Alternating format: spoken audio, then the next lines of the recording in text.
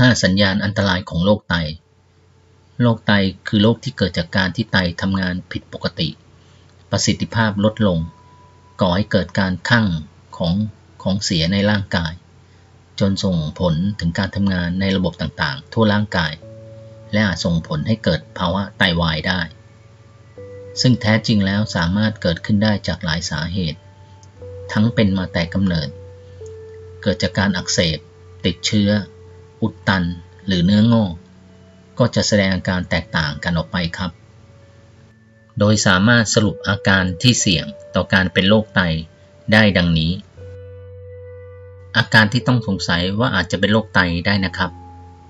1. ปัสสาวะผิดปกติทั้งการที่ปัสสาวะเป็นเลือดปัสสาวะเป็นฟองมากหรือปัสสาวะขุ่นอาจสันนิษฐานไว้ก่อนได้เลยนะครับว่าอาจจะเสี่ยงต่อการเป็นโรคไตควรพบแพทย์ให้เร็วที่สุดโดยเฉพาะผู้ที่ปัสสาวะเป็นเลือดพร้อมกับมีไข่ขาวหรือโปรตีนออกมาในปัสสาวะพร้อมๆกัน 2. ปวดท้องอย่างรุนแรงอาจเกิดร่วมกับการมีปัสสาวะเป็นเลือดปัสสาวะขุ่นหรือมีกรวดทรายซึ่งอาการเหล่านี้เสี่ยงต่อการเป็นนิ่วในไตและโรคเกี่ยวกับระบบทางเดินปัสสาวะได้นะครับ 3. พบก้อนบริเวณไตหากจับแล้วพบก้อนเนื้อบริเวณบั้นเอวทั้งสองข้างอาจเป็นสัญญาณอันตรายของโรคไตเป็นถุงน้ำการอุดตันของไตหรือเนื้องอกของไตได้ครับ 4. ความดันโลหิตสูงเนื่องจากไตมีหน้าที่สร้างสารควบคุมความดันโลหิตประกอบกับไตมีหน้าที่รักษาสมดุลของน้ำและเกลือแร่ในร่างกายเพราะฉะนั้นการที่ความดันโลหิตสูง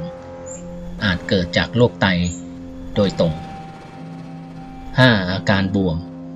ผู้ที่เป็นโรคไตจะมีอาการบวมโดยเฉพาะ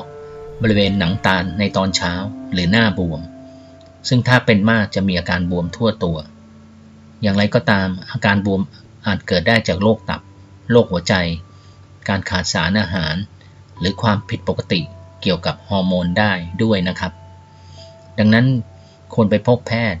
เพื่อให้ทราบสาเหตุที่ชัดเจนจะดีกว่าครับ